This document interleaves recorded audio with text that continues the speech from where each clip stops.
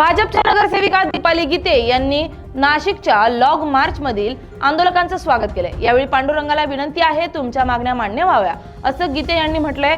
त्यावेळी जेपी गावित यांनी दीपाली गीते यांना लागलीच प्रत्युत्तर दिले।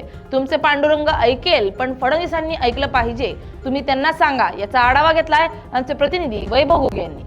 साहेबांनी आता बोललेलंच आहे आपल्या मोर्चासाठी। त्यांनी किती प्रामुख्याने हा पुढाकार घेऊन हे सगळं चालवलेलं आहे। ही यात्रा त्यांची पूर्णत्वास जाओ आणि त्यांनी जे सांगितलेलं आहे माननीय मुख्यमंत्री असतील, आपले पंतप्रधान असतील, यांच्यापर्यंत ज्याही आपल्याला पोहोचवतील ते 100% आपण प्रयत्न करू। धन्यवाद। त्यांनी विठ्ठल चरणी विनंती केलेली आहे। आम्ही त्यांच्या चरणी विनंती करतोय की त्याने मुख्यमंत्री साहेबांना कन्वे करावं। मुख्यमंत्री साहेबांना त्यांना आमचे प्रश्न माहीत आहेत, त्यांनी त्या समजावून सांगावेत आणि मुख्यमंत्री साहेबांनी हे प्रश्न